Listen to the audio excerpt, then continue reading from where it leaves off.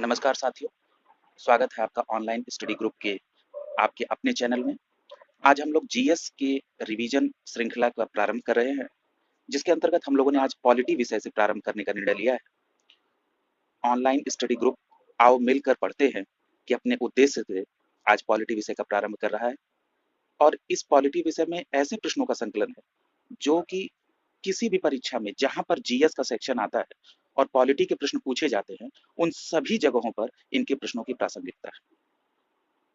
आज के समय में जब विद्यार्थी अपनी परीक्षाओं की तैयारी कर रहे हैं, तो हमें एक साथ कई परीक्षाओं को देना पड़ता है।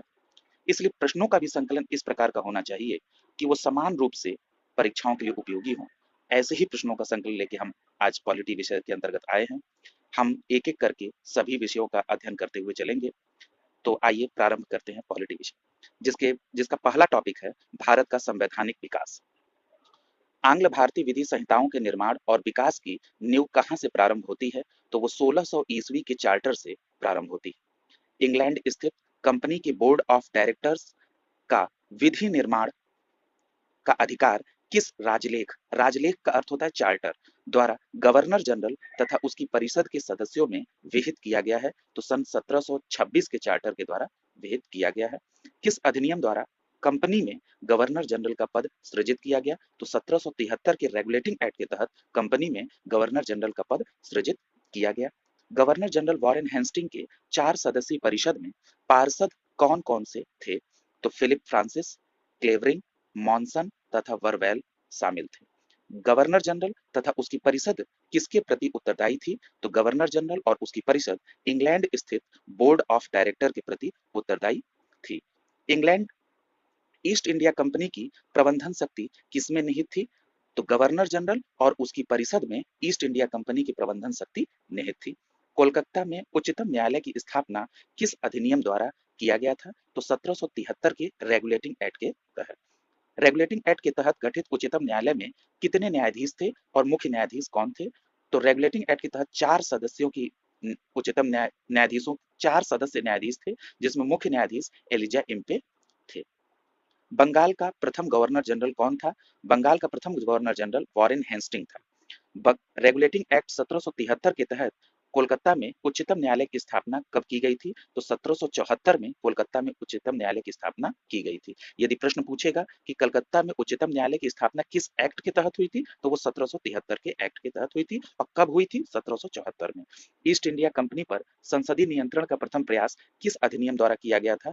तो वो रेगुलेटिंग एक्ट 1773 द्वारा किया गया था। 1765 को एंग्लो इंडियन इतिहास का युग प्रवर्तक काल किसने कहा था? तो एल्बर्ट ने 1765 को एंग्लो इंडियन इतिहास का युग प्रवर्तक काल कहा था। किस एक्ट के द्वारा सर्वोच्च न्यायालय की अधिकारिता से गवर्नर जनरल इन काउंसिल को मुक्त कर दिया गया था? तो 1781 के सेटलमेंट एक्ट के तहत सर्वोच्च न्यायालय की अधिकारिता से गवर्नर जनरल इन काउंसिल को मुक्त कर दिया गया था। सर्वोच्च न्यायालय की राजस्व अधिकारिता को किस एक्ट के द्वारा समाप्त कर दिया गया था? 1781 के सेटलमेंट एक्ट के द्वारा। सर्वप्रथम किस गवर्नर जनरल को तथा किस अधिनियम द्वारा गवर्नर जनरल तथा मुख्य सेनापति दोनों की शक्तियां प्राप्त थीं? तो वो लॉर्ड कॉर्नवालिस को 1786 के तहत गवर्नर जनरल और मुख्य सेनापति दोनों की शक्तियां प्राप्त थी। किस अधिनियम द्वारा कंपनी के व्यापारिक और राजनीतिक कार्यों को एक दूसरे से पृथक कर दिया गया था? तो पिट्स इंडिया एक्ट 1784 के तहत कंपनी के व्यापारिक और राजनीतिक कार्यों को अलग कर दिया गया था। कंपनी के कर्मचारियों पर उपहार लेने पर प्रतिबंध लगाया गया था, तो वो 1784 के पिट्स इंडिया एक्ट के तहत कंपनी के कर्मचारियों को उपहार लेने पर प्रतिबंध लगाया गया था। नियंत्रण मंडल के सदस्यों को भारतीय राजस्व से वेतन लेने का प्रावधान किस अधिनियम के तहत किया गया था? तो 1793 के चार्टर एक्ट के तहत मंडल नियंत्रण मंडल के सदस्यों को वेतन लेने का प्रावधान किया गया था। ईसाई मिशनरियों को भारत में धर्म प्रचार की अनुमति किस अभिलेख के द्वारा प्रदान की गई थी? तो वो 1813 के चार्टर एक्ट के तहत ईसाई मिशनरियां भारत में धर्म प्रचार कर सकती थी। भारत में आकर बसने तथा व्यापार करने के लिए आने वाले अंग्रेजों को लाइसेंस लेना किस चार्टर के तहत अनिवार्य किया गया था? तो वो 1813 के चार्टर अधिनियम के तहत अनिवार्य था।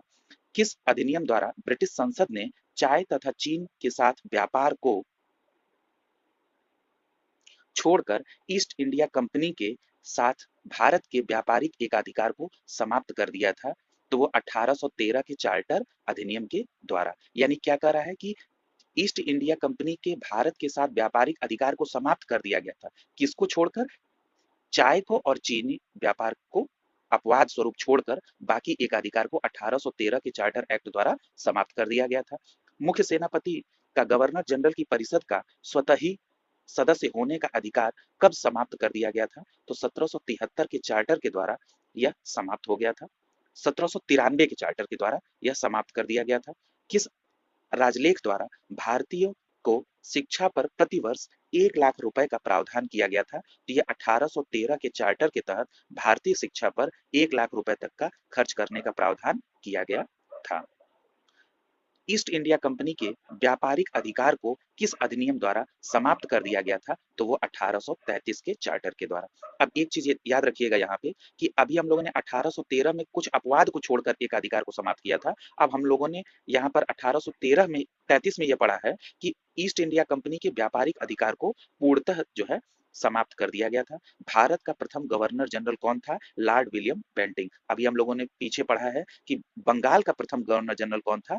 तो कौन था? वॉरेन हेस्टिंग था। और यहाँ क्या है? भारत का प्रथम गवर्नर जनरल कौन था? Lord William Bentinck. किस अधिनियम द्वारा गवर्नर जनरल की परिषद में विधि सदस्य की नियुक्ति का प्रावधान किया गया? तो 1813 के चार्टर के द्वारा गवर्नर जनरल की परिषद में विधि सदस्य की नियुक्ति का प्रावधान किया गया। अंग्रेजों को किस अधिनियम के तहत बिना लाइसेंस भारत आने जाने, बसने तथा व्यापार करने की स्वतंत्रता प्रदान की गई थी? तो 1833 के अधिनियम के तहत।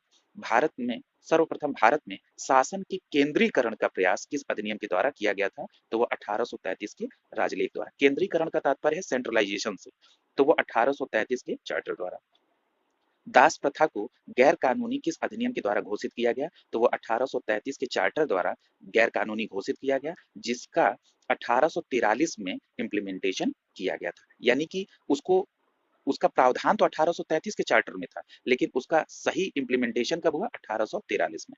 लॉर्ड मैकाले की अध्यक्षता में प्रथम विधि आयोग का गठन किस अधिनियम के तहत हुआ था? तो ये 1833 के अधिनियम के तहत भारत में प्रथम विधि आयोग का गठन हुआ था, जिसकी अध्यक्षता किसने की थी? मैकाले ने। सती प्रथा का अंत किस गवर्नर जनरल के द्वारा किया गया था? तो सती प्रथा का अंत विलियम बेंटिंग के द्वारा किया गया था। और ये कब किया गया था? 1829 में किया गया था। ठीक है, 1829 में किया गया था। ये एक चार्ट है जिसके अंतर्गत आपको बताया गया है कि ब्रिटिश ईस्ट इंडिया कंपनी के अंतर्गत भारत में जो रेगुलेटिंग एक्ट 1773, फिर Pitt's India act 1784, charter act 1793, charter act 1813, charter act 1833, charter act 1853, और इसके बाद इधर जो ब्रिटिश क्राउन के अंतर्गत जब आप 1857 के बाद जब कंपनी का शासन से हटाकर ब्रिटिश क्राउन के अंतर्गत दे दिया गया, तो उसके बाद जो एक्ट आए वो government of India act 1858, Indian council act 1861, Indian council act 1892, Bharat परिषद अधिनियम 1909, जिसको क्या कहा जाता है? मार्ले मिंटो सुधार अधिनियम। और अगला है भारत सरकार अधिनियम 1919, इसको क्या कहा जाता है? चैम्सफोर्ड अधिनियम 1919, भारत सरकार अधिनियम 1935, अगस्त प्रस्ताव 1940, क्रिप्स प्रस्ताव 1942, वेवेल योजना 1945, कैबिनेट मिशन 1946, माउंटबेटन योजना 1947। किस अधिनियम द्वारा भारत के लिए 12 सदस्यीय विधान परिषद की स्थापना कार्यपालिकीय एवं विधायी कृतियों को पृथक कर दिया गया? तो वो 1853 के चार्टर के द्वारा 12 सदस्यीय विधान परिषद की स्थापना करते हुए कार्यपालिका और विधायी कृत्यों को अलग कर दिया गया। किस अधिनियम द्वारा वायसराय की परिषद में सर्वप्रथम भारतीय सदस्यों को शामिल किया गया था? तो भारतीय परिषद अधिनियम 1909 के द्वारा वायसराय की परिषद में सबसे पहले भारतीय को शामिल किया गया था। उस भारतीय का नाम क्या था? सत्येंद्र प्रसाद सिन्हा। उनका नाम क्या था? सत्येंद्र प्रसाद सिन्हा। भारतीय विधान परिषद में क्षेत्रीय प्रतिनिधित्व का सिद्धांत किस राजलेख द्वारा लागू किया गया? तो ये 1853 के राजलेख द्वारा लागू किया गया। विधि सदस्य को कब गवर्नर जनरल की कार्यकारिणी का पूर्ण सदस्य बना दिया? तो 1853 में गवर्नर जनरल की कार्यकारिणी में पूर्ण सदस्य बना दिया गया। अब याद करिए कि किस चार्टर एक्ट के तहत गवर्नर जनरल की कार्यकारिणी में विधि सदस्य की नियुक्ति का प्रावधान किया था, तो वो 1833 के चार्टर के तहत अभी हम लोगों ने पढ़ लिया है। अब उस विधि सदस्य को पूर्ण सदस्य का दर्जा 1853 में दिया गया। कर्मचारी की नियुक्ति के लिए प्रतियोगी परीक्षाओं को आधार किस अधिनियम के द्वारा बनाया गया, तो वो 1853 के चार्टर के तहत कर्मचारी की नियुक्ति प्रतियोगी परीक्षाओं के आधार पर करने का प्रावधान किया गया। भारत में कंपनी का शासन का अंत किस अधिनियम के तहत किया गया, तो वो 1858 के अधिनियम के तहत किया गया। अभी हम लोग जब आगे आधुनिक इतिहास पढ़ेंगे तो उसमें 1857 की क्रांति का क्या परिणाम हुआ और उसके बाद क्या बदलाव किए गए, इसका भी हम जिक्र करेंगे। तो यहाँ आप कोरिलेट कर सकते हैं कि 1857 की क्रांति के पश्चात जो बदलाव हुए उनमें से एक 1858 का अधिनियम था, जिसके अंतर्गत कंपनी के शासन का अंत कर दिया गया। कंपनी भारत में 1857 में कंपनी शासन के अंत के पश्चात शासन संचालन की शक्ति किसमें निहित की गई, तो भारत मंत्री या भारत सचिव एवं 15 सदस्यीय भारत परिषद में की गई। भारत परिषद के सदस्यों जिनकी संख्या 15 थी, उनकी नियुक्ति कौन करता था, तो 8 सदस्य सम्राट के द्वारा नियुक्त होते थे और 7 सदस्य बोर्ड ऑफ डायरेक्टर के द्वारा नियुक्त होते थे। भारतीय मामलों पर किस अधिनियम द्वारा सीधे ब्रिटिश संसदीय नियंत्रण स्थापित हो गया, तो वो 1858 के अधिनियम के द्वारा। पिट्स इंडिया एक्ट 1784 द्वारा स्थापित board of directors and board of control को किस अधिनियम द्वारा समाप्त कर दिया गया, तो 1758 के अधिनियम के द्वारा इसको समाप्त कर दिया गया। यानी आपसे पूछे कि बोर्ड ऑफ डायरेक्टर और बोर्ड ऑफ कंट्रोल किसके द्वारा स्थापित हुआ था, तो पिट्स इंडिया एक्ट 1784 के तहत, और किसके द्वारा समाप्त किया गया, तो 1858 के अधिनियम के द्वारा समाप्त किया गया। किस अधिनियम द्वारा भारत के गवर्नर जनरल का नाम बदलकर वायसराय कर दिया गया, तो वो 1858 के अधिनियम के तहत अब भारत का गवर्नर जनरल वायसराय के नाम से जाने जाने लगा। भारत के शिक्षित वर्ग द्वारा किसे अपने अधिकारों का मैग्ना कार्टा कहा गया, तो ब्रिटिश महारानी विक्टोरिया की 1 नवंबर 1858 की घोषणा को भारत के शिक्षित वर्ग द्वारा अपने अधिकारों का मैग्ना कार्टा कहा गया। भारत में प्रतिनिधि शासन की शुरुआत किस अधिनियम के द्वारा सॉरी भारत में प्रतिनिधि शासन की शुरुआत किस अधिनियम द्वारा किया गया, भारत परिषद अधिनियम 1861 के द्वारा। भारत में शासन के विकेंद्रीकरण की नींव किस अधिनियम के द्वारा रखी गई, तो विकेंद्रीकरण की नींव 1861 के द्वारा रखी गई। भारत के गवर्नर जनरल को अध्यादेश जारी करने की शक्ति किस अधिनियम के तहत प्राप्त थी, तो भारत परिषद अधिनियम 1861 के तहत प्राप्त थी। भारत में मंत्रिमंडलीय व्यवस्था के जन्मदाता कौन थे, तो लॉर्ड कैनिंग को मंत्रिमंडलीय व्यवस्था के जन्मदाता कहा जाता है। याद रखिएगा कि कैनिंग को ही मंत्रिमंडलीय व्यवस्था का, विभागीय व्यवस्था का भी जन्मदाता कहा जाता है। भारत में आंशिक रूप से सर्वप्रथम संसदीय व्यवस्था का आरंभ किस अधिनियम के द्वारा किया गया था, तो 1892 के भारत परिषद अधिनियम के द्वारा आंशिक रूप से संसदीय व्यवस्था का आरंभ किया गया था। किस अधिनियम के तहत वार्षिक बजट पर बहस करने का अधिकार भारतीय विधान परिषद सदस्यों को मिला, भारत परिषद अधिनियम 1892 के तहत। एक बात यहाँ पे याद रखिएगा कि भारत परिषद अधिनियम 1892 के तहत वार्षिक बजट पर बहस करने का अधिकार था और प्रश्न पूछने का अधिकार था, लेकिन इसमें आप पूरक प्रश्न नहीं पूछ सकते थे और न ही आपको मतदान करने का अधिकार था। बस 1892 के भारत परिषद अधिनियम के तहत आपको केवल बजट पर बहस करने का अधिकार था और केवल प्रश्न पूछने का अधिकार था। इस बात को याद रखिएगा। भारत में प्रतिनिधि सरकार की नींव किस अधिनियम द्वारा पड़ी थी, तो प्रतिनिधि सरकार की नींव भारत परिषद अधिनियम 1892 के द्वारा पड़ी। पहली बार मुस्लिम समुदाय के लिए पृथक प्रतिनिधित्व का उपबंध किस अधिनियम के द्वारा किया गया, तो ये 1909 के मार्ले मिंटो सुधार अधिनियम के तहत किया गया। एक बात आप लोग याद रखिएगा कि यही वो समय था जिसको फूट डालो राज करो की नीति से कोरिलेट किया गया था। और इसमें जो 1909 का जो मार्ले मिंटो सुधार अधिनियम था, इसमें केवल मुस्लिम समुदाय को पृथक निर्वाचक मंडल की व्यवस्था की गई थी। आगे जब हम लोग 1919 पढ़ेंगे तो उसमें आप देखेंगे कि आंग्ल भारतीयों को, यूरोपियों को, ईसाइयों को और सिख समुदाय को अलग पृथक निर्वाचन मंडल की व्यवस्था की गई है। ठीक है, तो इन दो चीजों का अंतर जरूर याद रखिएगा, ये अधिकतर प्रश्न परीक्षाओं में पूछा जाता है। अगला प्रश्न है, मार्ले मिंटो सुधार अधिनियम 1909 किसकी रिपोर्ट पर लागू पारित किया गया था, तो ये अरुंडेल समिति के रिपोर्ट के आधार पर इसको लागू किया गया था। किस अधिनियम के द्वारा अंग्रेजों ने भारत में सर्वप्रथम परोक्ष निर्वाचन प्रणाली की शुरुआत की थी, तो वो भारत परिषद अधिनियम 1892 के तहत परोक्ष निर्वाचन प्रणाली की शुरुआत की गई। भारत में उपनिवेशी शासन के संदर्भ में 1883 में लॉर्ड रिपन द्वारा प्रस्तुत इल्बर्ट बिल का उद्देश्य क्या था। अब देखिए, इल्बर्ट बिल अधिकतर परीक्षाओं में पूछा जाता है कि कब आया था? 1883 में। ये बिल किसके द्वारा प्रस्तुत किया गया था? लॉर्ड रिपन के द्वारा प्रस्तुत किया गया था। क्या इसका उद्देश्य क्या था? अदालतों की दांडिक अधिकारिता के संबंध में भारतीय तथा यूरोपीय लोगों को बराबरी पर रखना। इसके तहत भारतीय मजिस्ट्रेटों को भारत में बसे अंग्रेजों के मामलों की सुनवाई करने का अधिकार दिया गया था। ठीक है। फूट डालो राज करो की नीति का पोषण भारत परिषद अधिनियम 1909, ये हमने अभी पूर्व में चर्चा कर दी है। भारतीय सदस्यों को पूरक प्रश्न पूछने का अधिकार कब दिया गया था? 1909 में। तो याद रखिएगा कि पहले अभी हम लोगों ने जो पढ़ा है उसमें क्या था कि केवल आपको बजट पर बहस करने का और प्रश्न पूछने का अधिकार था।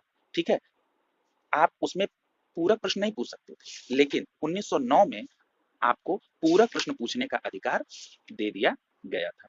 और वो कौन सा अधिनियम था? वो 1892 का अधिनियम था, जिसमें केवल आपको बजट पर बहस करने का अधिकार और प्रश्न पूछने का अधिकार था, लेकिन पूरक प्रश्न पूछने का अधिकार 1909 में मिल गया। लेकिन याद रखिएगा, अभी भी मतदान करने का अधिकार नहीं था। अगला अगला प्रश्न है, इंग्लैंड की भारत परिषद में नियुक्ति हेतु पहले भारतीय कौन थे? अब यहाँ पर इस प्रश्न का अंतर एक समझ लीजिए। अभी हम लोगों ने पढ़ा था कि वायसराय की परिषद में कौन शामिल था, तो अभी हम लोगों ने सिन्हा जी का नाम पढ़ा था। वायसराय की परिषद में शामिल थे सत्येंद्र प्रसाद सिन्हा। लेकिन यहाँ क्या पूछ रहा है कि इंग्लैंड की भारत परिषद में नियुक्त प्रथम भारतीय कौन थे? तो केसी गुप्ता और सैयद हुसैन बिलग्रामी थे। केंद्र में द्विसदनी व्यवस्था का प्रावधान किस अधिनियम के द्वारा किया गया था? एक और इसका आंसर क्या होगा? भारत सरकार अधिनियम 1919। यहाँ एक शब्द पर विशेष गौर करवाना चाहूंगा आप लोगों का कि यहाँ पूछ रहा है कि केंद्र में द्विसदनी व्यवस्था, यानी केंद्र में दो सदनी व्यवस्था कब थी? तो वो 1919 में थी। ठीक है। अगला प्रश्न है, प्रांतों में उत्तरदायी एवं द्वैध शासन की स्थापना किस अधिनियम के तहत की गई थी? तो ये 1919 के अधिनियम के तहत। अब यहाँ बात दो याद रखिएगा, अगर पूछेगा कि द्विसदनी व्यवस्था केंद्र में तो 1919 में, अगर पूछेगा प्रांतों में द्वैध शासन तो 1919 में, अगर पूछेगा कि प्रांतों में द्वैध शासन कब समाप्त किया गया तो बताएंगे 1935 में, और पूछेगा कि केंद्र में द्वैध शासन कब लागू किया गया तो 1935 में। जब प्रांतों में द्वैध शासन हटाया गया उसी समय केंद्र में द्वैध शासन की व्यवस्था लागू कर दी गई थी। इस अंतर को स्पष्ट समझ लीजिए, क्योंकि बार बार परीक्षाओं में यह प्रश्न पूछा जाता है और अधिकतर विद्यार्थी इस प्रश्न को हड़बड़ाहट में गलत करके आ जाते हैं, इसलिए इस अंतर को अच्छे से समझ लीजिए। द्वैध शासन के जन्मदाता कौन थे? तो लियोनिल कार्टिस को माना जाता है। इनकी पुस्तक का नाम था डायरकी। इसमें इन्होंने सबसे पहले द्वैध शासन की चर्चा की थी। भारत सचिव के कार्यभार को कम करने के लिए हाई कमिश्नर किस अधिनियम के द्वारा नियुक्त किया गया था? तो ये भारत सरकार अधिनियम 1919 के तहत हाई कमिश्नर की व्यवस्था की गई थी। 1919 के भारत शासन अधिनियम की प्रमुख विशेषताओं में शामिल है। क्या देखते हैं? प्रांतों की कार्यकारिणी में द्वैध शासन की व्यवस्था, बिल्कुल सही है। अभी हम लोगों ने ऊपर पढ़ लिया है कि प्रांतों में द्वैध शासन की व्यवस्था 1919 में। केंद्र द्वारा प्रांतों को विधायनी शक्ति का हस्तांतरण भी 1919 के तहत, यानी केंद्र द्वारा जो प्रांतों को विधायनी शक्ति का हस्तांतरण किया गया था वो भी 1919 में। और केंद्र में द्विसदनात्मक व्यवस्था, अभी हम लोगों ने पढ़ा है द्विसदनी व्यवस्था या द्विसदनात्मक व्यवस्था, दोनों बात एक ही है, वो भी 1919 के तहत। प्रांतों में द्वैध शासन प्रणाली को कब समाप्त कर दिया गया? 1935 में। अभी ऊपर चर्चा हो गई हम लोगों की। और केंद्र में द्वैध शासन व्यवस्था कब लगा दी गई? इसी 1935 में। ठीक है। और स्वायत्त अब जब 1935 में जब प्रांतों से द्वैध शासन समाप्त कर दिया गया तो अब प्रांतों में कैसी व्यवस्था लागू हो गई? प्रांतों में अपनी एक स्थानीय एक स्वायत्त संस्था स्वायत्त व्यवस्था लागू हो गई। द्वैध शासन प्रणाली की असफलता की जांच समिति के अध्यक्ष कौन थे? तो इसके अध्यक्ष थे सर अलेक्जेंडर मूडी मैन। ठीक है, ये द्वैध शासन की असफलता की जांच करने के लिए कमेटी के अध्यक्ष बनाए गए। केंद्र और प्रांतों की प्रशासनिक शक्ति का विभाजन 1919 अधिनियम के तहत किया गया था। भारत सचिव और उनकी परिषद का वेतन भारतीय राजस्व से दिया जाना कब बंद कर दिया गया? तो वो 1919 में, यानी 1919 में यह डिसाइड किया गया कि भारत सचिव और उनकी परिषद का वेतन भारतीय राजस्व से नहीं दिया जाएगा। ब्रिटिश भारत में महिलाओं को सर्वप्रथम मताधिकार का प्रयोग भी 1919 में दिया गया। सांप्रदायिक आधार पर निर्वाचन प्रणाली को सिखों, ईसाई, आंग्ल भारतीयों को कब लागू किया गया? वो 1919 में। याद रखिएगा, जब मैं आपको 1909 का मार्ले मिंटो सुधार अधिनियम बता रहा था तो मैंने आपको स्पष्ट कर दिया था कि 1909 के मार्ले मिंटो सुधार अधिनियम में हमने केवल मुस्लिम समुदाय को पृथक निर्वाचन मंडल की व्यवस्था की थी। लेकिन 1919 में, जिसको हम लोग मॉन्टेग्यू चेम्सफोर्ड सुधार अधिनियम कहते हैं, इसके अंतर्गत हमने सिखों को, ईसाइयों को, आंग्ल भारतीयों को, यूरोपियों को, ठीक है, हमने इस व्यवस्था के अंतर्गत शामिल किया था। कौन सा अधिनियम प्रस्तावना विहीन था? तो भारत शासन अधिनियम 1935, ठीक है, ये प्रस्तावना विहीन था। क्यों? क्योंकि इसमें 1919 के अधिनियम की प्रस्तावना जोड़ दी गई थी। भारत में संघीय सरकार की स्थापना का प्रस्ताव किस अधिनियम में वर्णित है? तो संघीय सरकार की बात जो है वो 1935 के भारत शासन अधिनियम में वर्णित है। भारत शासन अधिनियम 1935 के अंतर्गत कौन अधोलिखित कथन सत्य है? केंद्र में द्वैत शासन की स्थापना। याद रखिएगा, मैंने अभी आपको ऊपर बताया था कि 1919 में प्रांतों में द्वैत शासन लागू हुआ, 1935 में प्रांतों में द्वैत शासन हटा दिया गया और प्रांतों में हटाकर केंद्र में द्वैत शासन की व्यवस्था 1935 में लागू कर दी गई। पहला पॉइंट मैंने पहले ही एक्सप्लेन कर दिया था। दूसरी बात, संघात्मक सरकार 1935 में। द्विसदनी केंद्रीय विधानमंडल, द्विसदनी केंद्रीय विधानमंडल की व्यवस्था भी 1935 में की गई थी। प्रांतीय शासन व्यवस्था 1935 में, प्रांतीय शासन व्यवस्था। और अगला है फेडरल न्यायालय की स्थापना भी 1935 के तहत की गई थी। ठीक है, 1935 के अधिनियम के तहत गए 1937 के विधानसभा चुनाव में किस राज्य में कांग्रेस को पूर्ण बहुमत प्राप्त हुआ था? तो पूर्ण बहुमत कहां कहां प्राप्त था? मद्रास में, बिहार में, उड़ीसा में, मध्य प्रांत में और संयुक्त प्रांत में पूर्ण बहुमत प्राप्त था। ठीक है, यानी कि इन 5 जगहों पर हमें पूर्ण बहुमत कांग्रेस को देखने को मिलता है। भारतीय भारत में संविधान में केंद्र सरकार और राज्य के बीच शक्तियों का विभाजन किस अधिनियम के तहत किया गया था? तो केंद्र तथा राज्य के बीच शक्तियों का विभाजन 1935 के अधिनियम के तहत किया गया।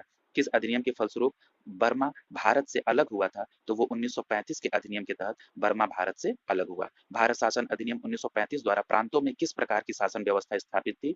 तो प्रांतों में स्वायत्त शासन व्यवस्था स्टैब्लिश थी। हमने आपको बताया था कि 1935 में प्रांतों से द्वैत शासन समाप्त करके वहां पे स्वायत्त शासन की व्यवस्था स्थापित की गई थी। भारत शासन अधिनियम 1935 द्वारा केंद्र और प्रांतों में शक्तियों का विभाजन किस रूप से किया गया था? तो इसमें 3 सूचियों में इनको बांटा गया था। इसमें क्या थी? एक संघ सूची थी, एक प्रांत सूची थी, एक संवर्ती सूची थी। याद रखिए, अभी हम लोग जब संविधान वाला पार्ट पढ़ेंगे तो उसमें हम लोगों के यहाँ वर्तमान समय में सूची की क्या व्यवस्था है, वो जब हम अनुसूची पढ़ेंगे तो 7वीं अनुसूची में हमारे यहाँ 3 सूचियों की व्यवस्था है, संघ सूची, राज्य सूची और संवर्ती सूची। फिलहाल हम 1935 की अधिनियम में हम केंद्र और प्रांतों में जब सूचियों का विषय देखते हैं तो संघ सूची में 59 विषय थे, प्रांतीय सूची में 54 विषय थे और संवर्ती सूची में 36 विषय थे। इन बातों का हमें ध्यान रखना होगा। अब आगे है फेडरल यानी संघीय न्यायालय की स्थापना किस अधिनियम के तहत हुई थी? ये 1935 के तहत। भारतीय विधायिका सर्वप्रथम किस अधिनियम द्वारा द्विसदनी बनाई गई थी? तो वो 1919 के तहत जो है भारतीय विधायिका सर्वप्रथम द्विसदनी बनाई गई थी। राष्ट्रपति के अध्यादेश जारी करने की शक्ति किस अधिनियम से प्रेरित है? तो भारत सरकार अधिनियम 1935 के तहत। अब यहाँ एक बार और आपका ध्यान आकर्षित कराना चाहूंगा। अभी हम लोगों ने पढ़ा है कि वायसराय को अध्यादेश जारी करने की शक्ति 1861 के चार्टर के तहत दी गई थी। वो अगर पूछेगा वायसराय को अध्यादेश के लिए तो 1861 मारेंगे। यदि पूछेगा कि राष्ट्रपति को अध्यादेश जारी करने की, जो वर्तमान में हमारे यहाँ राष्ट्रपति हैं, उनको अध्यादेश जारी करने की शक्ति किससे प्राप्त है? तो भारत सरकार अधिनियम 1935 के द्वारा। भारत में संघीय न्यायपालिका किस वर्ष स्थापित की गई थी? तो 1 अक्टूबर 1937 में भारत में संघीय न्यायपालिका स्थापित की गई, 1 अक्टूबर 1937 को। और किस अधिनियम के तहत? 1935 के अधिनियम के तहत। भारत शासन अधिनियम 1935 द्वारा कितने प्रांतों में द्विसदनी विधानमंडल स्थापित किए गए थे? तो 6 प्रांतों में द्विसदनी विधान मंडल स्थापित किए गए थे। और केंद्र में द्विसदनी व्यवस्था कब थी? 1919 में। अब यहाँ पूछ रहा है कि प्रांतों में द्विसदनी विधानमंडल किसके तहत? तो वो 1935 के तहत 6 प्रांतों में। किन किन प्रांतों में किया गया था? बंगाल, बिहार, असम, संयुक्त प्रांत, बंबई और मद्रास। अगला है भारत परिषद का अंत किस अधिनियम द्वारा किया गया था? तो भारत परिषद का अंत भारत शासन अधिनियम 1935 के द्वारा किया गया था। भारत 1935 के अधिनियम के बारे में किसने कहा था कि यह अनेक ब्रेकों वाली इंजन रहित गाड़ी है? पंडित जवाहरलाल नेहरू ने। और पंडित जवाहरलाल नेहरू ने इसे 1935 को कहा था कि यह अनेक ब्रेकों वाली गाड़ी है, अनेक ब्रेकों वाली इंजन रहित गाड़ी। भारत शासन अधिनियम 1935 द्वारा सांप्रदायिक निर्वाचन पद्धति का विस्तार कर इसको अनेक विस्तार कर इन इसमें किनको-किनको शामिल किया गया था, तो आंग्ल भारतीयों, ईसाइयों, यूरोपियों और हरिजनों को शामिल किया गया था। संविधान निर्माण हेतु निर्वाचित संविधान सभा के गठन का प्रस्ताव सर्वप्रथम कब किया गया था? तो वो 1942 के क्रिप्स मिशन के द्वारा किया गया था। क्रिप्स मिशन को किसने उत्तर दिनांकित चेक कहा था? तो महात्मा गांधी ने क्रिप्स मिशन को उत्तर दिनांकित चेक कहा था। क्रिप्स मिशन को मुस्लिम लीग ने क्यों अस्वीकार कर दिया? उसकी भारत विभाजन की मांग तथा संविधान सभा में पृथक निर्वाचन मंडल की मांग को स्वीकार नहीं किया गया था। इस कारण से क्रिप्स मिशन को मुस्लिम लीग ने अस्वीकार कर दिया था। कैबिनेट मिशन भारत कब आया था? मार्च 1946 में। कैबिनेट मिशन कब आया? मार्च 1946 में। कैबिनेट मिशन के सदस्य कौन थे? कैबिनेट मिशन के सदस्य पैथिक लॉरेंस, भारत सचिव, स्टेफोर्ड क्रिप्स, व्यापार बोर्ड के अध्यक्ष, और एवी अलेक्जेंडर जो नौसेना के प्रमुख थे, वो कैबिनेट मिशन के सदस्य थे। और इस कैबिनेट मिशन की अध्यक्षता जो है वो पैथिक लॉरेंस ने की थी। कैबिनेट मिशन योजना के तहत संविधान सभा में लगभग कितनी जनसंख्या पर एक सदस्य की नियुक्ति का प्रावधान था? तो 10 लाख की जनसंख्या पर एक सदस्य नियुक्त होते थे। संविधान सभा का निर्वाचन किस पद्धति से किया गया? तो ये अप्रत्यक्ष पद्धति से किया गया था, प्रांतीय विधानसभा सदस्यों के द्वारा, यानी कि ये अप्रत्यक्ष निर्वाचन पद्धति के द्वारा किए गए थे।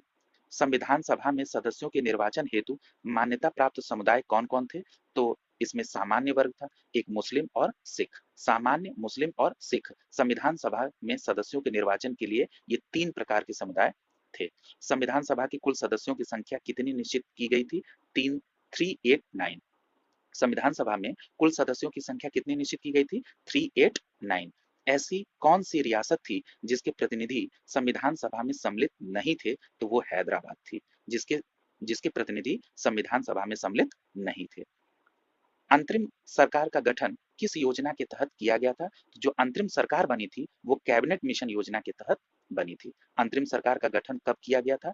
2 सितंबर 1946 को अंतरिम सरकार का गठन किया गया। याद रखिएगा, यहाँ एक बार पेपर में ये प्रश्न आ चुका है जिसमें सभी विकल्प में 1946 दिया गया था और यहाँ 2 सितंबर याद रखना था, इसलिए इस प्रश्न को अच्छे से याद कर लीजिए कि 2 सितंबर 1946 को अंतरिम सरकार का गठन हुआ था। और मुस्लिम लीग कब सरकार में शामिल हुई थी? 26 अक्टूबर 1946 को मुस्लिम लीग सरकार में शामिल हुई थी। अंतरिम सरकार का उपाध्यक्ष कौन था? जवाहरलाल नेहरू अंतरिम सरकार के उपाध्यक्ष थे। और इस अंतरिम सरकार का अध्यक्ष किसे माना जाता है? तो अंतरिम सरकार का अध्यक्ष गवर्नर जनरल था। अंतरिम सरकार के गृह मंत्री कौन थे? सरदार वल्लभ भाई पटेल थे। भारतीय संविधान भारतीयों की इच्छा अनुसार ही होगा, यह कथन किसका था? महात्मा गांधी का। याद रखिएगा, महात्मा गांधी जी ने कहा था कि भारतीय संविधान भारतीयों की इच्छा अनुसार ही होगा। सितंबर 1946 में गठित अंतरिम सरकार में किसे शामिल नहीं किया गया था? तो 2 सितंबर 1946 को गठित अंतरिम सरकार में बी आर अम्बेडकर और अब्दुल कलाम आजाद को शामिल नहीं किया गया था। सर्वप्रथम औपचारिक रूप से संविधान सभा के विचार का प्रतिपादन किसने किया था? तो एम एन रॉय ने औपचारिक तौर पर संविधान सभा का विचार दिया था। भारत में संविधान सभा का गठन किसकी संस्तुति के आधार पर किया गया था? तो भारत में संविधान सभा का गठन कैबिनेट मिशन 1946 के आधार पर किया गया था। संविधान सभा के लिए चुनाव कब संपन्न हुए? तो संविधान सभा के लिए जून 1946 में चुनाव संपन्न हुए। ठीक है। अब जो अभी हम लोगों ने पढ़ा है कि स्वतंत्रता पश्चात गठित अंतरिम मंत्रिमंडल में कौन कौन थे? तो चक्रवर्ती राजगोपालचारी अध्यक्ष थे, पंडित जवाहरलाल नेहरू उपाध्यक्ष थे और प्रधानमंत्री थे। ठीक है। और कॉमनवेल्थ थे, विज्ञान शोध भी इनके पास था। सरदार वल्लभ भाई पटेल गृह, सूचना एवं प्रसारण मंत्री थे। डॉक्टर भीमराव अंबेडकर विधि मंत्री थे। सरदार बलदेव सिंह रक्षा मंत्री थे। डॉक्टर राजेंद्र प्रसाद खाद्य एवं कृषि मंत्री थे। मौलाना अबुल कलाम आजाद शिक्षा मंत्री थे। जॉन मथाई रेलवे एवं परिवहन मंत्री थे। बाबू जगजीवन राम श्रम मंत्री थे। और एच सी भाभा वाणिज्य मंत्री थे। रफी अहमद किदवई संचार मंत्री थे। राजकुमारी अमृता कौर स्वास्थ्य मंत्री थी। और आर के सडमुखम चिट्टी वित्त मंत्री थे। डॉक्टर श्यामा प्रसाद मुखर्जी उद्योग एवं आपूर्ति मंत्री थे। और एन वी गाडगिल कार्य खाद्यान्न और ऊर्जा मंत्री थे। ठीक है। अभी हमने यहाँ पर मंत्रिमंडल के अध्यक्ष में जिक्र कर दिया गवर्नर जनरल का, जबकि अध्यक्ष चक्रवर्ती राजगोपालचारी थे। वो स्वतंत्र भारत के गवर्नर जनरल थे। ठीक है, ये स्वतंत्रता पश्चात अंतरिम मंत्रिमंडल की बात की जा रही है। तो चक्रवर्ती राजगोपालचारी स्वतंत्रता के बाद प्रथम भारतीय गवर्नर जनरल थे। इस बात को आप लोग कोरिलेट कर लीजिएगा। ठीक है। और हाँ, यहाँ देखिए दिया भी है कि ज्ञातव्य है कि कार्यकारी परिषद के अध्यक्ष लॉर्ड माउंटबेटन सिर्फ 15 अगस्त 1947 से 20 जून 1948 तक ही थे। इसके पश्चात कार्यकारी परिषद के अध्यक्ष चक्रवर्ती राजगोपालचारी थे। ठीक है। संविधान सभा के चुनाव में कांग्रेस को कितनी सीटें जीती थी? तो 19 संविधान सभा के चुनाव में कांग्रेस ने 208 सीटें जीती थी, जिसमें मुस्लिम लीग ने 73 सीटें जीती थी। किस योजना के तहत भारत और पाकिस्तान के विभाजन को स्वीकार किया गया? तो भारत और पाकिस्तान के विभाजन को माउंटबेटन योजना के द्वारा स्वीकार किया गया। 30 जून 1948 तक अंग्रेजों द्वारा भारत छोड़ने की घोषणा किस ब्रिटिश प्रधानमंत्री द्वारा की गई? तो क्लीमेंट एटली ने 30 जून 1948 तक भारत छोड़ने की घोषणा की थी। किसने? क्लीमेंट एटली ने। भारत एवं पाकिस्तान का विभाजन किस अधिनियम के तहत हुआ? तो भारतीय स्वतंत्रता अधिनियम 1947 के तहत। भारतीय स्वतंत्रता अधिनियम ब्रिटिश संसद द्वारा कब पारित की गई? तो 18 जुलाई 1947 को 18 जुलाई 1947 को ब्रिटिश पार्लियामेंट द्वारा पारित किया गया। प्रिवी काउंसिल थी वह परिषद जिसे तत्कालीन ब्रिटिश सम्राट ने मूलतः शासन कार्यों के संचालन के लिए चुना था, उसे हम लोगों ने क्या कहा? Privy Council. संविधान सभा में सर्वाधिक प्रतिनिधि किस प्रांत के थे? तो संयुक्त प्रांत के सबसे ज्यादा 55 थे। द्वितीय एवं तृतीय स्थान पर क्रमशः मद्रास के 49 और बिहार के 36 मेंबर थे। किसमें? संविधान सभा में। संविधान की पांडुलिखि समिति यानी प्रारूप समिति के सदस्य थे, तो इसमें 7 सदस्य थे। डॉक्टर बी आर अंबेडकर इसके अध्यक्ष थे। एन गोपाल स्वामी अयंगर इसके मेंबर थे। के एम मुंशी इसके मेंबर थे।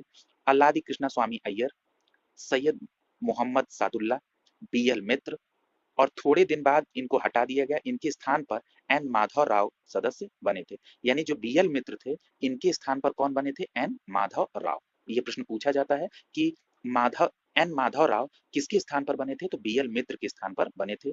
और अगला नाम आता है डीपी खेतान का। इनकी आकस्मिक मृत्यु के बाद टी कृष्णामाचारी को सदस्य बनाया गया था। ठीक है, यानी इसमें टोटल कितने सदस्य थे? 7 थे। 6 + 1 = 7 मेंबर थे।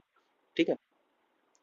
1946 में निर्मित अंतरिम सरकार में कार्यपालिका परिषद के उपसभापति कौन थे? तो जवाहरलाल नेहरू थे। कब भारत को एक संविधान देने का प्रस्ताव, उद्देश्य प्रस्ताव संविधान सभा द्वारा पारित किया गया था? तो वो 22 जनवरी 1947 को पारित किया गया था। Doctor Bhim B R Ambedkar द्वारा संविधान सभा के निर्वाचन किस प्रांत से हुआ था? तो उनका जो निर्वाचन हुआ था वो बंबई प्रेसिडेंसी से हुआ था। और इसमें 1946 के चुनाव में बंगाल के पूर्वी भाग से वो चुने गए थे, किंतु भारत में जब विभाजन में वो भाग पाकिस्तान में चला गया, तो बंबई प्रेसिडेंसी की पूना सीट से कांग्रेस के एम आर जयकर से यह रिक्त कराकर उपचुनाव में अंबेडकर को पुनः संविधान सभा का सदस्य बनाया गया। ठीक है, इसलिए कभी भी आप बंगाल न मारिएगा, ये बंबई प्रेसिडेंसी से, ठीक है, बी आर अम्बेडकर को भारतीय संविधान में निर्वाचित किया गया था। 1946 के चुनाव के पश्चात मुस्लिम लीग के किस प्रांत में अपनी सरकार बनाई थी?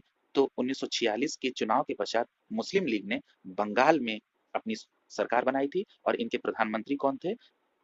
H S Suhrawardy. अगला प्रश्न है, भारतीय संविधान सभा में सर्वाधिक प्रतिनिधि किस रियासत से थे? तो मैसूर से 7 और द्वितीय स्थान पर त्रावणकोर से 6 थे।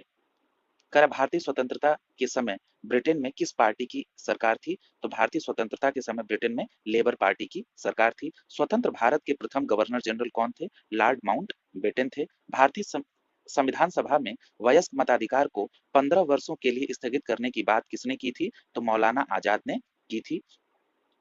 कथन है, वेवेल योजना के अनुसार कार्यकारी परिषद में हिंदू और मुस्लिम सदस्यों की संख्या समान होती थी। कथन सत्य है। वेवेल का विचार था कि ऐसी व्यवस्था से भारत का बंटवारा बच जाएगा, ये बात गलत है। ठीक है।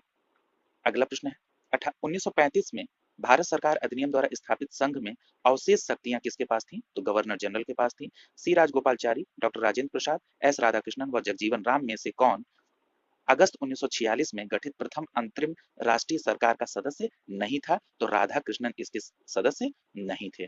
भारतीय संविधान सभा में महिला सदस्यों की संख्या कुल कितनी थी? तो महिला सदस्यों की संख्या 15 थी। भारतीय संविधान के पश्चात भारतीय भारतीय स्वतंत्रता के पश्चात संविधान निर्माण के पूर्व भारत का शासन किस अधिनियम के अनुसार चलाया गया? तो वो 1935 के अधिनियम के अनुसार चलाया गया। संविधान सभा के विभाजन पुनर्गठन के बाद भारतीय संविधान में सभा में कुल कितने सदस्य थे? तो 324 थे। यानी विभाजन के बाद जो भारतीय संविधान सभा थी उसमें 324 सदस्य थे। भारत पाकिस्तान के बीच पंजाब और बंगाल में सीमाओं के निर्धारण के लिए पंजाब सीमा आयोग और बंगाल सीमा आयोग के नाम से दो सीमा आयोगों का गठन कब किया गया? 30 जून 1947 को किया गया। भारत पाकिस्तान के मध्य सीमा निर्धारण के लिए गठित सीमा आयोग का अध्यक्ष कौन था? सर रेडक्लिफ थे। इसीलिए रेडक्लिफ रेखा किसके बीच मानी जाती है? भारत और पाकिस्तान के बीच। इन्हीं के नाम के आधार पर भारत मंत्री यानी सचिव का पद कब समाप्त किया गया? 1947 में भारतीय स्वतंत्रता अधिनियम के द्वारा समाप्त हुआ। ब्रिटिश सम्राट का देशी रियासतों का प्रभुत्व कब समाप्त हो गया? 1947 में। 15 अगस्त 1947 से 26 जनवरी 1950 तक भारत का राजनीतिक दर्जा क्या था? ब्रिटिश राष्ट्रकूल के एक अधिराज के तौर पर। संविधान सभा की प्रथम बैठक कब और कहां आयोजित की गई? तो 9 दिसंबर 1946 को संविधान सभा की पहली बैठक दिल्ली में आयोजित हुई। संविधान सभा की स्थापना इसकी बैठक के ही दिन से मानी जाती है, अर्थात 9 दिसंबर 1946 को। संविधान सभा का अस्थायी अध्यक्ष किसे नियुक्त किया गया था? सच्चिदानंद सिन्हा को। संविधान सभा का स्थायी अध्यक्ष किसे चुना गया? डॉक्टर राजेंद्र प्रसाद को। जब 11 दिसंबर 1946 को अगली बैठक हुई तो उसमें राजेंद्र प्रसाद को स्थायी अध्यक्ष चुन लिया गया। उद्देश्य प्रस्ताव में कुल कितने अनुच्छेद थे? तो उद्देश्य प्रस्ताव जो कि जवाहरलाल नेहरू द्वारा रखा गया था 13 दिसंबर को, उसमें 8 अनुच्छेद थे। ठीक है, अब देखते हैं संविधान सभा की प्रमुख समितियां और उनके अध्यक्ष। संचालन समिति किसके के अध्यक्ष कौन थे? डॉक्टर राजेंद्र प्रसाद। संघीय संविधान समिति पंडित जवाहरलाल नेहरू। प्रांतीय संविधान समिति वल्लभ भाई पटेल। प्रारूप समिति डॉक्टर भीमराव अम्बेडकर। संघ शक्ति पंडित जवाहरलाल नेहरू। मौलिक अधिकार और अल्पसंख्यकों संबंधित परामर्श समिति सरदार वल्लभ भाई पटेल। यानी सरदार वल्लभ भाई पटेल दो मुख्य तौर पर, एक प्रांतीय संविधान समिति के और एक मौलिक अधिकार और अल्पसंख्यकों की जो परामर्श समिति थे उसके अध्यक्ष थे। राष्ट्र ध्वज संबंधी तदर्थ समिति डॉक्टर राजेंद्र प्रसाद थे। और मौलिक अधिकारों और अल्पसंख्यकों संबंधी परामर्श समिति की दो उप समितियां थी। उन उप समिति में मौलिक अधिकार उप समिति के अध्यक्ष कौन थे? जेबी कृपलानी। और अल्पसंख्यक उप समिति के कौन थे? एच सी मुखर्जी जी थे। 13 दिसंबर 1946 को उद्देश्य प्रस्ताव किसके द्वारा प्रस्तुत किया गया? पंडित जवाहरलाल नेहरू। उद्देश्य प्रस्ताव को संविधान सभा द्वारा कब स्वीकृत किया गया? 22 जनवरी 1947 को।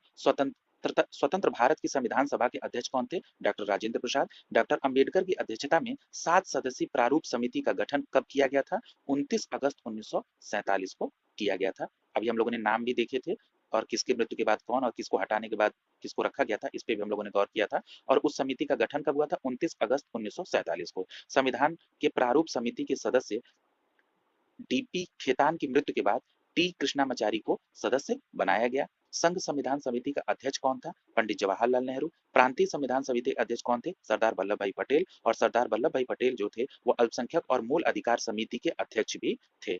भारतीय संविधान के संवैधानिक सलाहकार बी एन राव ने संविधान का प्रथम प्रारूप कब प्रस्तुत किया था? अक्टूबर 1947 में। भारतीय स्वतंत्रता के पश्चात संविधान सभा की पहली बैठक कब हुई? तो स्वतंत्रता के पश्चात 14 अगस्त 1947 की मध्य रात्रि को ये बैठक हुई। किसने सुझाव दिया था कि भारत की स्वतंत्रता के बाद भारतीय राष्ट्रीय कांग्रेस को एक राजनैतिक दल के रूप में भंग कर देना चाहिए? ये महात्मा गांधी जी ने सुझाव दिया था। संविधान सभा के पहले उपाध्यक्ष कौन थे? तो संविधान सभा के पहले उपाध्यक्ष एच सी मुखर्जी थे। याद रखिएगा कि अभी हम लोगों ने पढ़ा था कि संविधान सभा के जो स्थायी अध्यक्ष थे वो 11 दिसंबर 1946 को राजेंद्र प्रसाद जी को चुना गया था। उसी दिन संविधान सभा के उपाध्यक्ष के तौर पर एच सी मुखर्जी का चुनाव हुआ था। प्रारूप समिति के मूलतः एकमात्र कांग्रेसी सदस्य कौन थे? के एम मुंशी। राजस्थान की रियासतों का प्रतिनिधित्व करने वाले संविधान सभा के सदस्य कौन थे? T T Krishnamachari. संघ संविधान समिति के अध्यक्ष कौन थे? तो जहां पर संघ शब्द से समिति कोई आए तो वहां पे आप जवाहरलाल नेहरू का टिक कर दीजिए। जनगण मन को भारत के राष्ट्रगान के रूप में कब अपनाया गया? 24 जनवरी 1950 को। जिस दिन संविधान सभा की अंतिम 12वीं बैठक हुई थी उसी दिन जनगण मन को राष्ट्रगान के तौर पर अपनाया गया था। भारत शासन द्वारा अशोक चक्र को राजकीय चिन्ह के तौर पर कब अडॉप्ट किया गया था? 26 जनवरी 1950 को। तो राजकीय चिन्ह अशोक चक्र पूछेगा तो 26 जनवरी 1950 और जनगण मन पूछेगा तो 24 जनवरी 1950 को बताएंगे। भारत पाक विभाजन के पश्चात भारतीय संविधान सभा में सदस्यों की संख्या घटकर कितनी हो गई? तो 299 हो गई, जिसमें 229 प्रांतों से और 70 देसी रियासतों से लिए गए।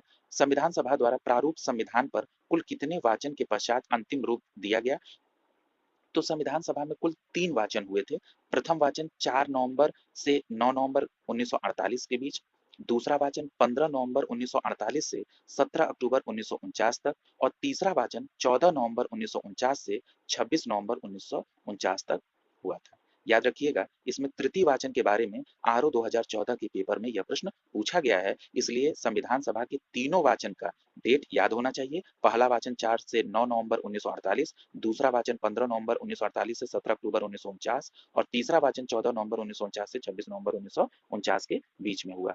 संविधान निर्माण हेतु संविधान सभा में कुल कितने अधिवेशन हुए थे? 11 अधिवेशन हुए थे और अंतिम अधिवेशन जब 24 जनवरी 1950 को हुआ था, उसको भी यदि शामिल कर लिया जाए तो कुल 12 बैठक हुई थी। संविधान सभा द्वारा कुल कितने दिन संविधान के प्रारूप पर विचार विमर्श हुआ था? तो 114 दिन संविधान के प्रारूप पर विचार विमर्श हुआ था। भारतीय संविधान को संविधान सभा द्वारा कब अंगीकृत आत्मार्पित किया गया था? तो 26 नवंबर 1949 को इसको अंगीकृत आत्मार्पित किया गया था। ठीक है। संविधान निर्माण में कुल कितना दिन लगा था? 2 वर्ष 11 माह और 18 दिन का समय लगा था। भारतीय संविधान सभा की अंतिम बैठक कब हुई थी? 24 जनवरी 1950 को भारतीय संविधान की अंतिम बैठक हुई थी। यही 12वीं बैठक थी। संविधान सभा की पहली बैठक 9 दिसंबर 1946 को और इसके अस्थायी अध्यक्ष कौन थे? सच्चिदानंद सिन्हा। और इसकी अगली बैठक यानी 11 दिसंबर 1946 को स्थायी अध्यक्ष राजेंद्र प्रसाद जी को चुन लिया गया था। संविधान सभा द्वारा भारतीय संविधान पर हस्ताक्षर कब किया गया? तो 24 जनवरी 1950 को 12वीं बैठक में। भारतीय अधिराज्य के लिए संविधान सभा को कब संप्रभु संविधान सभा घोषित किया गया? 14 अगस्त 1947 को संप्रभु घोषित किया गया। भारतीय उपनिवेश के लिए संप्रभुता संपन्न संविधान सभा का प्रथम अध्यक्ष कौन था? डॉक्टर राजेंद्र प्रसाद। डॉक्टर राजेंद्र प्रसाद को संविधान सभा द्वारा भारत का प्रथम राष्ट्रपति कब चुना गया था? 24 जनवरी 1950 को। भारतीय संविधान कब लागू किया गया? 26 जनवरी 1950 को लागू किया गया था। संविधान को 26 जनवरी के दिन लागू करने का निर्णय क्यों लिया गया? क्योंकि कांग्रेस ने इस तिथि को 1930 में स्वतंत्रता दिवस के रूप में मनाया था। अधोलिखित का कथन सत्य है? कराए भारत की संविधान सभा ने राष्ट्र ध्वज को प्रारूप को कब अपनाया था? 22 जुलाई 1947 को। ठीक है। अभी हम लोगों ने पढ़ा था कि जनगण मन को कब स्वीकार किया गया था? तो जनगण मन को स्वीकार किया गया था 24 जनवरी 1950 को जनगण मन को स्वीकार किया गया था। और राजकीय चिन्ह को कब स्वीकार किया गया था? तो 26 जनवरी 1950 को स्वीकार किया गया था। और भारत की राष्ट्रीय ध्वज को कब स्वीकार किया गया था? 22 जुलाई 1947 में। राष्ट्रीय ध्वज में 24 तीलियां हैं और इनकी लंबाई और चौड़ाई का अनुपात 3:2 है। संविधान निर्माती परिषद में झंडा समिति के अध्यक्ष डॉक्टर राजेंद्र प्रसाद। भारत की संविधान देश के आवश्यकताओं की पूर्ति करता है। सही बात है।